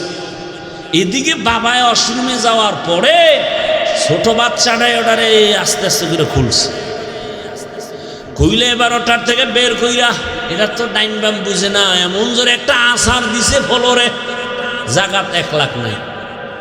বাথরুমে বাবা আওয়াজ পায়, মাথা গরম, দরজাটা খুইলা দেখে আকাম কে করছে, ছোট বাচ্চা, কলিজার টুকরা। বাবায় কিছু কয় না, খালি চোখ গরম করছে। বাচ্চাটা বাবার চোখের দিকে তাকায় কান্দে দিছে, চুম্বুকের মতো আকর্ষণ। বাবায় হাত বাড়ায় কোলেটাই না, আব্বু কাঁদিস না, তোরে কিছু বলি নাই। দুর্বলতাই সম্মানের কারণ। বাচ্চার উপরে এত কেন দুর্বল? বাচ্চার উপরে সবার মায়া কেন কয় দুর্বল? আল্লাহ বান্দারে মায়া করেন কেন কয় জিনের থেকেও দুর্বল, ফেরেশতা থেকেও দুর্বল। আল্লাহ বলেন এই দুর্বলতা আমি মর্যাদা বাড়ায় দিছি, আবার পুরুষের মধ্যে মানুষের মধ্যে নারীরা দুর্বল, এজন্য পুরুষের থেকে নারীর সম্মান বেশি। নারীরা দুর্বল, এজন্য তাদের মর্যাদা বেশি। এরা চাইলেই জুমায় যেতে পারবে না, চাইলেই ঈদগাহে যেতে পারবে না, চাইলেই যুদ্ধের ময়দানে যেতে পারবে না। আল্লাহ কয় এরা দুর্বল। ও নবী জানায়া দেন আমার বান্দি যারা জুমায় যেতে পারবে না, রৌদ্রের তাপ সইতে পারে না, এদের শরীর বড় নরম, এরা বাহিরের কষ্ট সহ্য করতে পারবে না, জানায়া দেন তোমরা ঘরে থাইকা জোহরের নামাজ আদায় করো। পুরুষেরা জুমায় গিয়া যা পাবে তুমি ঘরে বৈশা সেই সওয়াব পেয়ে যাবা। পুরুষেরা জানাজায় গিয়া যা পাবে আম্মাজান ঘরের মধ্যে আপনি তাই সওয়াব পাবেন। পুরুষেরা যুদ্ধে গিয়া শহীদ হবে, আর আপনার শহীদ বাচ্চা প্রসবকালে যদি মা দুনিয়া থেকে বিদায় নেয়, আল্লাহ কয় নবী জানায় দেন আমি তাকেও শহীদের মর্যাদা দান করব। যত দুর্বল সম্মান বেড়ে গেল। ও মানুষ তুই বড় দুর্বল। বলে এবার দুর্বল তো এক লাইনে বললাম, আর এক লাইন মেধার বেলায় তুই দুর্বল, খানার বেলায় দুর্বল, ঘুমের বেলায় দুর্বল। দুনিয়াতে বড় বড় খাদক আছে, নীল তিমি আছে, বড় বড় সাগরের মধ্যে নীল তিমি। এক একটা নীল তিমির প্রতিদিনের খাদ্য তালিকা 1000 কেজি চিংড়ি মাছ। কি বলবেন নাউজুবিল্লাহ, সুবহানাল্লাহ। না সারাদিন বিড়িটা নেই, সুবহানাল্লাহ, এতে তো সময় লাগে। আল্লাহ হেদায়াত দান করুন। পৃথিবীতে একটা পাহাড় আছে কোহে কাফ, ওই পাহাড়ে একটা প্রাণী বসবাস করত, নাম হলো সিমর্গ। এই প্রাণীটার প্রতিদিনের খাদ্য তালিকা 40টা মোটা তাজা হাতি। বাদ দেন ঢাকায় যান চিড়িয়াখানায়, ওখানে বাঘের খানা কত, বাঘের প্রতিদিনের খাদ্য তালিকায় লেখা 17 কেজি গোশত প্রতিদিন একটা বাঘের খাদ্য। আপনাকে এই থানায় কেউ পারবে 3 বেলায় 17 কেজি গোশত মারতে পারবে? না পারলে কয় হুজুর ধাক্কা ধাক্কিটা চলে খাওয়ার জন্য। ডাক্তার বলছে মিষ্টি খাবি না হারাম মরবি। হে সবে বরাতে মসজিদে গেছে মিষ্টি খাওয়ার জন্য, খাইতেই হবে। ডাক্তারের মানা নাই, আবার বাচ্চা একটা লগে লয়ে গেছে, নিছো ভালো কথা, তোমার বন্টনে একটা প্যাকেট, সে বাচ্চাটাও নিছে, এবার ফাঁক দিয়ে আর একটা প্যাকেটের জন্য হাত দিছে। আরেকজনে পিছন দিয়ে দেখে যে আমি একটাই ভেঙে 2টা নেওয়ার পরে আরেকটা টানে, ওর হাতেরটা ধরে টানছে, টান দিছে, লাগছে দুইজনে কিলাকিলি, কিলাকিলিতে প্যাকেট সব পায়ের তলে ভর্তা। শেষ পর্যন্ত চাক চাইয়ে দেখে এই কিলাকিলির মধ্যে মসজিদে কেউ নাই, ওরা 2জন ছাড়া। মসজিদ থেকে বাইরে একা মিষ্টিও গেছে, জিন্দিগি বরবাদ, এই মসজিদে আমুনা মিষ্টির প্যাকেট ঠিক মতো পাইলাম না কেন? এর নাম নফসে খাওয়ামা। নফস 3 প্রকার, আর বাঙালির একটা নফস বেশি আছে, এটার নাম খাওয়ামা। এটা শুধু খানা চায়। আর এমনি আল্লাহর ভাষায়, ইসলামের পরিভাষায় নফস 3 প্রকার, আম্মারা, লাওয়ামা, মুতমাইন্না। আর বাঙালির আর একটা বেশি। আল্লাহ হেদায়াত দান করুন। একজনে বলে রাস্তা দিয়ে রওনা হয়েছে, তো আর এক ভদ্রলোক আল্লাহ ভক্ত, সে মেহমান ছাড়া খানা খায় না। তা আজকে আরে পাইয়া লাইছে, ভাই মেহমান, মেহমান আনলেই বরকত, ঘরে আসলেই বরকত, রসুলের হাদিস। এখন সেই সময়ের খাদ্য বড় প্রধান রুটি। মেহমান আসছে তো একটু গোশতের আয়োজন করি, তো রুটি আইনে দিয়া গোশত আনিয়ে দেখে যে রুটি খাইয়া লাইছেন মাঝখানে। কি করবো, ওদিকে রুটি বাজতে দেরি, গোশত আনতে দেরি, বা গোশত দিয়ে আবার রুটি আনতে গেছে, রুটি বানাইয়া রেডি করে আনতে আনতে এদের গোশত নাই। এইভাবে 10 বার আপ ডাউন করণে কি পরিমাণ রুটি ভিতরে ঢুকছে, ওদিকে পাতিল খালি। পরে জিজ্ঞাসা, ভাই আপনি যাইবেন কই? ডাক্তারের কাছে। কেন? কয় রুচি নেই। ভদ্রলোক কয়, ভাই আল্লাহ রাস্তায় আপনি যান তাড়াতাড়ি, তবে অনুরোধ এই পথ দিয়ে আর ফেরত আইয়েন। গরতাওয়াকুল মিকুনিহার সবহশাম মিরাসানাদ রিজকে তু আজলা মাকাম। কত রাত ঘুম মারলেন? আল্লাহর দিনের জন্য একটু ঘুম কমাবেন, একটু কম ঘুম হবে। এতটুকু ধৈর্য হচ্ছে না, আমিও ছেড়ে দিব, অনেক দূরে যেতে হবে, আর 10 মিনিটে আমি শেষ করবো ইনশাআল্লাহ। ধৈর্য হবে না আগেই দোয়া করে দিব? আলোচনা করলে আমার আরো অনেক আলোচনা আছে শুধু আয়াতের উপর। আপনাদের ধৈর্য হচ্ছে না আর আমারও হয় না, কত আর আল্লাহর দেওয়া বাঁশি আর কত বাজবে। ওগো নবীর উম্মতেরা,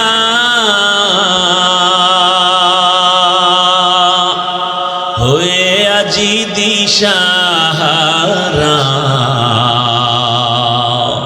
কোরআন হাদিসের চলো যখন যাহা চায় মনে, নবী বিনে কে তারাবে পুলসিরাত মিজানে, নবী বিনে কে তারাবে পুলসিরাত মিজানে।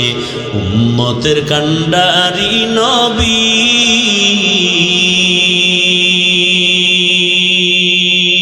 কাঁদছেন উম্মতের লাগি,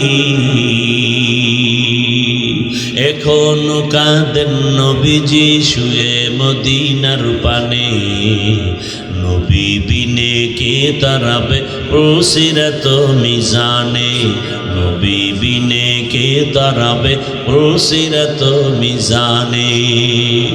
ও আমার কলিজার যুবক বাবারা, ও বৃদ্ধ বাবাজি, পর্দার আড়ালের মা বোনেরা, আল্লাহ তো দুর্বল করে বানিয়েছেন,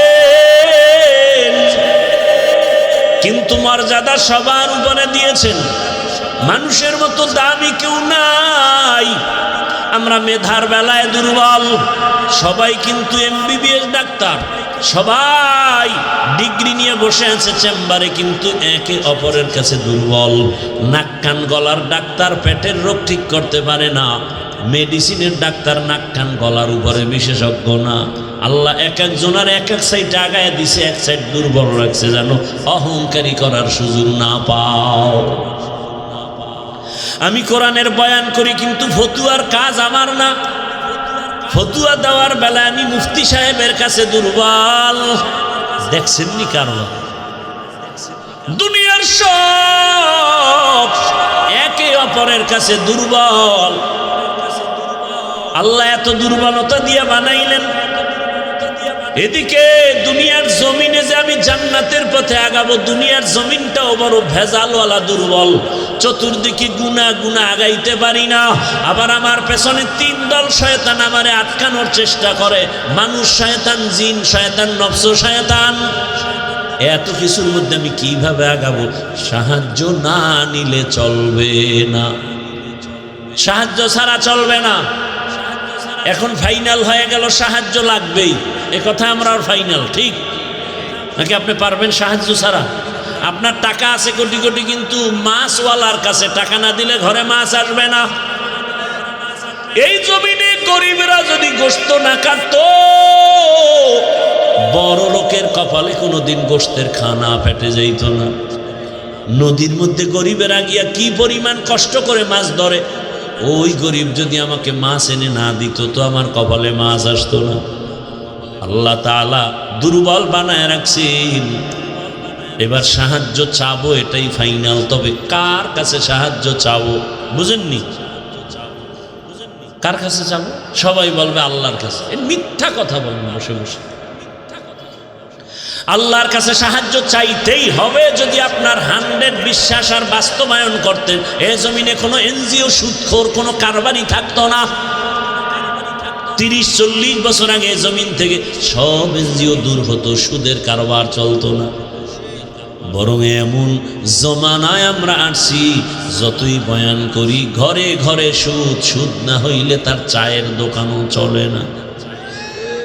এলাকার কোনো গরিব বড় লোকের কাছে গিয়ে কয়, জনাব আমারে 5000 টাকা ধার দেন, সামনে ঈদ আসছে, বাচ্চাদের কাপড় কিনবো। বড় লোক কয় নাই নাই নাই নাই নাই। কানে কানে গিয়ে কয়, সুদে দিবেননি? কয় 1 লাখের বেশি লাগলেও দিব। আছে না নাই? 5000 টাকা ধার দেয় না, সুদের টাকা লাগাইতে হাজারো লাখো টাকা দিতে চায়। কোন জমানায় আসি, বাঁচতে চাইলেও পারি। এবার ভালো করে বুঝেন, বিবেক দিয়ে একটু সমাধান করেন। সাহায্য চাওয়ার জন্য এমন একজনকে নির্বাচন করবেন যার কাছে 3টা দুর্বলতা নাই। তার কাছে চাইবেন, কসম আল্লাহ চাওয়া মাত্রই পাবেন, তবে 3 দুর্বলতা তার মধ্যে থাকলে পাবেন না, আর না থাকলে চাইলেই পাবেন। 1 নাম্বার দুর্বলতা যার স্বার্থ নাই। 2 নাম্বার দুর্বলতা যার পিছনে টান নাই। 3 নাম্বার দুর্বলতা যার অভাব নাই। এবার খেয়াল করেন, এই 3টা দুর্বলতা নাই এমন কোন মানুষ আসেনি। ভালো করে খেয়াল করেন, দুনিয়াতে একজন মানুষও পাবেন না যার পেছনে টান নাই। আমি যতই আগাইতে চাই, আমার বউ কয়ে দাও, স্ত্রী কয়ে দাও, মাইয়া বলা কয়ে দাও, মায়ে কয়ে দাও, বাবায় কয়ে দাও, যত সামনে আগাতে চাই পিছনে টানে। বুঝেননি কথা? ভাইরা আমার, তাহলে দুনিয়াতে এমন একজন মানুষ নাই যার পেছনে টান নাই।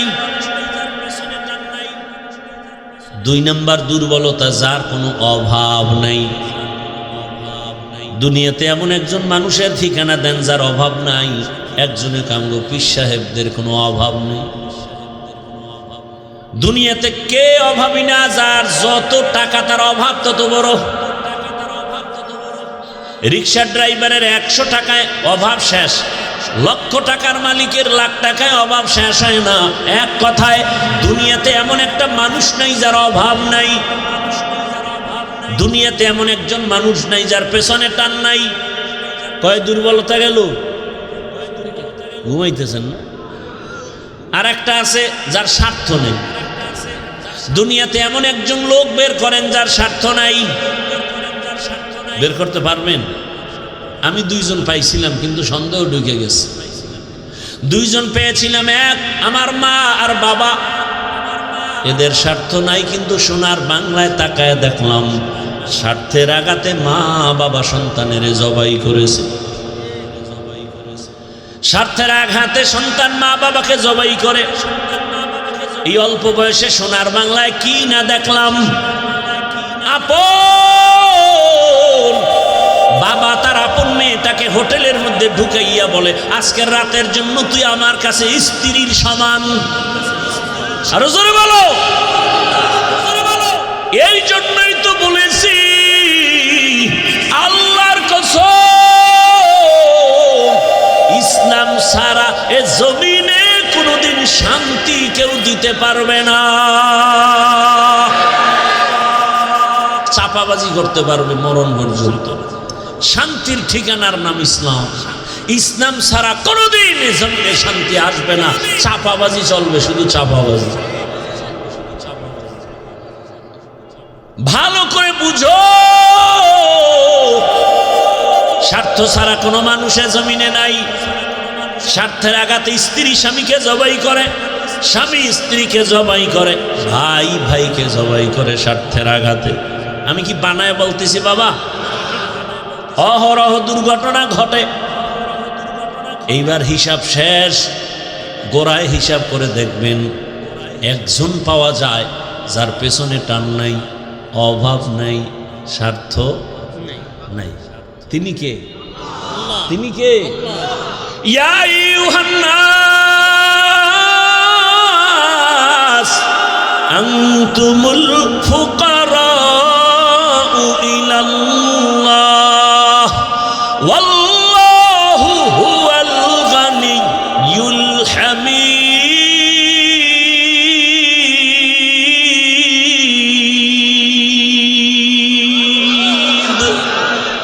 गर तवक्कुल मीकुनिहार सुबह शाम मीरसानत रिस्क तू अजलामका। স্বার্থ নাই। আল্লাহ কয়, দুনিয়ার মানুষ তোরা সবাই ফকির, আমি আল্লাহ একা ধনী। তবে আমি শুধু ধনী না, আমি প্রশংসিত ধনী। দুনিয়ার ধনীদের বদনাম আছে না নাই? 5 টাকা দিয়া 50 টাকার এহসান জিতায়, খোটা দেয়, খোটা। তো অমুকে তা আমার টাকায় চলে। আল্লাহ কয়, আমি এহসান করি, কিন্তু এর বিষয় কোনো খোটা দেই না। বরং আমি আল্লাহ এমন কোন রাত নাই আমি আমার বান্দাকে দেওয়ার জন্য দরজা খুলি না। অতি গভীর হয় রজনী যখন নীরবে প্রভুর নাম জপিও তখন। প্রভুর করুণা যদি পাইবারে চাও গভীর রাতে উঠে প্রভুর গুণগান গাও। ও আমার যুবক বাবারা, আমার আল্লাহ প্রতি রাত প্রথম আসমানে আসেন নেওয়ার জন্য না দেওয়ার জন্য? বলেন বলেন। কাকে দিবেন? বান্দাকে। বান্দাকে দেওয়ার জন্য আসেন। কখন আসেন? শেষ রাতে। কোন দিন? প্রতিদিন আসেন দেওয়ার জন্য। তোমার যদি লাগতো তুমি কেন ঘুমাও? আল্লাহ তাআলা বলে আমি বান্দারে এত আদর করে বানাইছি, আমার বান্দার কি প্রয়োজন আমি আল্লাহ পাঠাবার আগে সব দিলাম। আমার বান্দা বান্দির পানির দরকার আগে দিছি ফ্রি, আমার বান্দা বান্দির আলোর দরকার ফ্রি সূর্য দিয়ে দিলাম, বান্দার বাতাসের প্রয়োজন সব দিয়ে দিলাম। আবারও প্রতি রাতে আমি আসি, আলা মিন মুস্তাগফিরিন ফাগফির লা, আলা মিন মুস্তারজিকিন ফারজুকা। রে রাতে কে গুনাহ করছো ক্ষমা চা গোপনে গোপনে, কারণ আসমান নীরব, জমিন নীরব, গাছের পাখিরাও ঘুমায়, নদীর মাছও ঘুমায়, ঘরের তোর মা বোন সবাই ঘুমায়। এখন রাস্তা ক্লিয়ার, কেউ শুনবে না। গোপনে সুন্দর করে ওযু বানাইয়া যায় নামাজ বিছাইয়া কলিজা ভরে যদি ডাক দাও ইয়া আল্লাহ, আমি আল্লাহ তো তোর মহব্বতের জন্যই প্রথম আসমানে তাজাল্লি দিয়ে দিলাম, চাইতে দেরি আমি আল্লাহ তোকে দিতেও দেরি করব না। কত গভীর রাতে আল্লাহর নবী বলেন আমি রাতের বেলা ঘুমাইয়ে গেলাম এশার নামাজ পড়ে, হঠাৎ আমার কাঁচা ঘুমের মধ্যে কান্নার আওয়াজ আসতেছে, আমার কানের মধ্যে ঘুম ভেঙে গেল। এই রাতে কে কাঁদে আর আমার ঘুম ভাঙলো? নবী বলেন আমি উঠলাম, নজর করে দেখলাম আমার মাথার পিছনেই তো মসজিদে নববী। আমি দেখি ওখানে একজন আল্লাহর বান্দা রাতের গভীরে নামাজে দাঁড়ায় দাঁড়ায় কান্না করে। আমি দরজার কিনারায় অপেক্ষা করি, নামাজ শেষ। আমি ভাবতেছি মনে হয় অন্য কেউ, তাকায় দেখি না না, জান্নাতের 1 নাম্বার সাহাবী আবু বকর নামাজে দাঁড়ায় গভীর রাতে কান্না করে।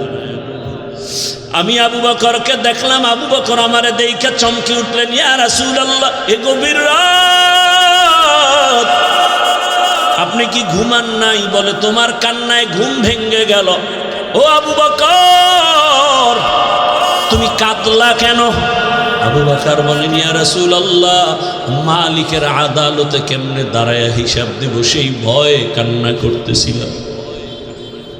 আমার আল্লাহর আদালতে কেমনে দাঁড়াবো? নবী বলেন কেন? আপনার তো জান্নাতের টিকিট রেডি, 10 জনের প্রথম আপনি। আবু বকর বলেন ইয়া রাসূলুল্লাহ আরে আমি আবু বকরের থেকে টিকিটের পাওয়ার তো নবীদেরটার বেশি, কিন্তু আপনিই তো বয়ান করেছেন হাসরের ময়দানটা ভয়ঙ্কর হবে, জমিনটা পুরা জমিন হবে হাসরের মাঠ, সূর্যটা নিচে চলে আসবে, সূর্যের গরম মাটির জমিন তামা হয়ে যাবে, ওদিকে জাহান্নামের চিৎকারের আওয়াজ, জাহান্নাম চিল্লায় বলবে হে মালিক বেনামাজি গুলো কই, গুনাহগার গুলো আমার পেটের মধ্যে দাও, আমার পেটের মধ্যে ক্ষুধা। নবী আপনিই তো ভয়ঙ্কর হালাতের কথা বলছেন, জাহান্নামের চিৎকারে হাসরের ময়দানটা থরথর করে কেঁপে উঠবে। এমনকি আমার আল্লাহ রাগ হয়ে আওয়াজ দিবেন লিমানিল মুলকুল ইয়াউম লিল্লাহিল ওয়াহিদিল কাহ্হার। এত কঠিন আওয়াজ হবে, হাসরের ময়দানটা থরথর করে কাঁপতে থাকবে। ও নবী আপনিই বয়ান করেছেন এত কঠিন হালাত, নারী আর পুরুষ সব উলঙ্গ দাঁড়াবে হাসরের মাঠে। আম্মা জান আয়েশা বলেন নবী মানুষ কি লজ্জা পাবে না? কয় ওরে আয়েশা জানো না এমন ভয়ঙ্কর হালাত হবে একজনের দিকে আর একজন তাকাবার হুঁশ হবে না। এমন কঠিন অবস্থায় আল্লাহর নবীরা পর্যন্ত কান্না শুরু করবেন। আদম নবী কান্না করবেন, ঈসা নবী কান্না করবেন, ইব্রাহিম নবীর কান্না, মুসা নবীর কান্না, দাউদ পয়গম্বরের কান্না, নূহ পয়গম্বরের কান্না চলবে, নিজের উপায় নাই, কি উপায় হবে সেই চিন্তা, উম্মতের চিন্তা নাই। ইয়া রাসূলুল্লাহ, এক পর্যায়ে আল্লাহ আবার একটা কঠিন আওয়াজ দিবেন, ওয়ামতাজুল ইয়াউমা আইয়ুহাল মুজরিমুন। আল্লাহ একটা গায়বী আওয়াজ দিয়ে বলবেন, ও গুনাহগারেরা, ও বেনামাজিরা, ও বেপরদাওয়ালারা, যারা কোরআন হাদিস মানো নাই, আলেম ওলামা মানো নাই, নবী রাসূল মানো নাই, আজকে আমার নেককারদের থেকে তোরা আলাদা হইয়া যা, নেককারদের থেকে আলাদা হ, গুনাহগারেরা ভয়ে আলাদা হবে না। আল্লাহ বলবে, আমি কুদরতিভাবে বাছুনি দিব, বাঁচতে গিয়া যখন ধরে ফেলবো, ওই গুনাহগারগুলো বাতাসের মতো উড়িয়া উড়িয়া জাহান্নামের রাস্তায় পড়বে। আর আল্লাহ বলবেন, ও আমার নেক আমলওয়ালা, ও পর্দাওয়ালা নামাজি, সূর্যের গরম মাথায় লাগাইস না, আরশে আজিমের নিচে গিয়ে অপেক্ষা কর, রহমতের নবীর সাথে তোমরা সব জান্নাতে যাইবা। আর যারা গুনাহগার বেনামাজি, এদেরকে জাহান্নামের পথে দাঁড় করাইয়া আল্লাহ বলবে, ও ফেরেশতারা, লাইনে দাঁড় করাও, আর আমি বাম হাতে আমলনামা দিব। ও রহমতের নবী, আল্লাহ যদি আমি আবু বকর ডাইকা বলে, আবু বকর আমার জান্নাত পাইয়া কি নিয়ে আসছো বলো, আমি যদি বলি আল্লাহ তোমার জান্নাতের মহাব্বতে তোমাকে পাওয়ার জন্য নামাজ রোজা তেলাওয়াত জিকির নিয়ে আসছি, আল্লাহ যদি বলে আবু বকর আমি যেইভাবে নামাজ চাইছি ওইভাবে হক আদায় করে নামাজ আদায় করো নাই, আমি যেইভাবে রোজা চাইছি ওইভাবে হক আদায় করে তুমি রোজা আদায় করো নাই, তোমার আমল আমার কাছে পছন্দ হয় নাই, সাথে সাথে আমার উপরে জাহান্নামের অর্ডার জারি হয়ে যাবে। ওই সময় আমি আবু বকরের কি উপায় হবে? চোখের পানি ছেড়ে কান্না করি, ও পয়গম্বর দোয়া করবেন আল্লাহর আদালতে যেন নাজাতের রাস্তা খুলিয়া যায়। ও আমার যুবক বাবারা, বৃদ্ধ বাবাজিরা, পর্দার আড়ালের মা বোনেরা, আমি যে এত কষ্ট করে আপনাদের যত বয়ান শুনাইছি, আমি একবারও কিন্তু বলি নাই মাদ্রাসায় আসো, স্কুল ছেড়ে দাও, কলেজ ছেড়ে দাও, না, বরং তুমি কলেজে পড়ো, স্কুলে পড়ো, দাবি নাই। তুমি ডাক্তার হও, ইঞ্জিনিয়ার হও, প্রফেসর হও, এসপি হও, এমপি মন্ত্রী যাই হও না কেন, অনুরোধ করি বাবা, তোমার মতো কত যুবক স্কুল কলেজে ভরিয়াও নামাজ ছাড়ে না, দাড়ি কাটে না, নিজের বিবেকটাকে জিজ্ঞাসা করো, তোমার কপাল কেন খারাপ, তুমি পারো না কেন? তোমার মতো কত যুবক রাস্তায় গাড়ি চালায়, 5 বেলার নামাজ পড়ে নাই, বলো তুমি কেন পারবা না? তোমার মতো যুবক র্যাব, আর্মি, পুলিশ, বিডিআরের চাকরি করে নামাজ পড়ে, তুমি কেন পারো না? তোমার মতো যুবক তাকায় দেখো, নদীর মধ্যে মাছ ধরে নামাজ পড়ে, কৃষি কাজ করে নামাজ পড়ে, নিজেকে জিজ্ঞাসা করো তোমার কপালে কার বরদোয়া লাগছে, মা বাবার নাকি শিক্ষকের নাকি উলামায়ে কেরামের? না হয় তোমার মতো যুবক যদি দুনিয়ার সব লাইনে চাকরি করে, ব্যবসা করে, নামাজ পড়ে, তুমি পারো না কেন? ও পর্দার আড়ালের আম্মা জানেরা, আপনার মতো কত মা এই এলাকায় এখনো খুঁজলে পাওয়া যায়, বেপর্দায় চলে না, নামাজ ছাড়ে না, মোবাইলে সময় নষ্ট করে না। ও আম্মা জানেরা, বোনেরা, মনটা কি চায় না একজন আদর্শমান ডাক্তারের মা হয়ে যাবেন? আপনার সন্তানের ব্যবহারে শিক্ষকরাও দোয়া করবে, আপনার সন্তানের আচরণে আলেম ওলামাও দোয়া করবে, আপনার সন্তান ডাক্তারি করবে, নামাজ পড়বে, কোরআন তেলাওয়াত করে আপনাদের জন্য দোয়া করবে। এরে আম্মা জান, যদি এমন চান আপনাকে আদর্শবান হতে হবে, আর জমিনে রহমতের নবীর আদর্শ থেকে সুন্দর আদর্শ আর নাই। ও আল্লাহর বান্দারা, ও আমার যুবক বাবারা, মা বোনেরা, বৃদ্ধ বাবাজিরা, তওবার দরজা খোলা, আল্লাহর কাছে তওবা করেন, সাহায্য চান, নামাজের মাধ্যমে, ধৈর্যের মাধ্যমে আল্লাহকে মনে মনে ডাক দেন। ও যুবক বাবা, জীবনে তো দাড়ি কম কাটো নাই, বেপর্দায় কম চলো নাই, এখনো কি তোমার মনের শখ মিটে নাই রে বাবা? কয়দিন আর হায়াত পাইবা জানা নাই, আর কবে গুনাহ থেকে তওবা করবা জানা নাই। অন্তর যদি ভালো হয়, যদি তওবার নিয়ত থাকে, মনে মনে আমার আল্লাহকে ডাকো আর বলো, হে আল্লাহ, জীবনে কত হাতের দ্বারা গুনাহ করলাম, জবানের দ্বারা গুনাহ করেছি, চোখের দ্বারা গুনাহ করেছি। ও আল্লাহ, আমার মতো যুবক জেনারেল লাইনে থাকিয়া যদি নামাজ পড়ে, আমি কেন পারবো না? আল্লাহ তুমি বুঝি বেজার হয়ে গেছো, আজকে থেকে তওবা করতেছি, মরিয়া গেল আর নামাজ ছাড়বো না, দাড়ি কাটবো না, বেপরদায় চলবো না, মা বাবার দোয়া নিয়া, শিক্ষকের দোয়া নিয়া, ওলামায়ে কেরামের পরামর্শ নিয়া, রসুলের আদর্শ মেনে চলবো। আর আলেমদের মহাব্বত অন্তরে নেও, কারণ এই ওলামায়ে কেরাম তোমার জন্য চোখের পানি ছেড়ে আল্লাহর কাছে দোয়া করে, গোটা উম্মতের হেদায়াতের জন্য দোয়া করে। আরে এত কষ্ট করে লেখাপড়া করে এই মাদ্রাসার সন্তানগুলো, খোঁজ নিয়ে দেখবা রাতের বেলা ঘুমায় না, ভোর রাতে উঠিয়া মাওলার কোরআন তেলাওয়াত করে, নামাজ পড়ে, দোয়া করে। এলাকায় শান্তি দাও, অসুস্থ রোগীদের সুস্থ বানাও। ওই ওলামায়ে কেরামের দোয়া নিয়ে চলিও রে যুবক। আর ওলামায়ে কেরাম যেখানে তৈরি হয় ওদিকে তোমার অন্তরটা নরম রাখিয়া পারলে সহযোগিতা করিও। আর আল্লাহকে বলিও, আল্লাহ আলেম হইতে পারি নাই, একজন আলেমের সহযোগী হতে চাই, একটু সহযোগিতাও করিও। আল্লাহর মোহাব্বতে কোরআনওয়ালাদের সহযোগিতা করা, জীবন তোমার দুনিয়াতেও কামিয়াব হবে, পরকালেও কামিয়াব হবে। খবরদার এমন অন্তর যেন না হয় যে কোরআনওয়ালাও হতে পারলা না, কোরআনওয়ালাদের খেদমতেও তুমি আসতে পারলা না, এমন বদনসিব যেন তোমার না হয়। আল্লাহর কাছে অন্তর দিয়া তওবা করো, জীবনে আর গুনাহ করব না, নামাজ ছাড়বো না, বেপরদায় চলবো না, দাড়ি কাটবো না। তওবা করার মতো যদি অন্তর তৈরি হয়, মুনাফিকি না থাকে, খাঁটি তওবার নিয়তে দুটো হাত আল্লাহকে দেখায়া দাও। আয় আল্লাহ, হাতগুলো কবুল করে নেন, তওবা কবুল করে নেন, তওবার উপরে মজবুত হইয়া চলার তৌফিক দান করেন, আমিন।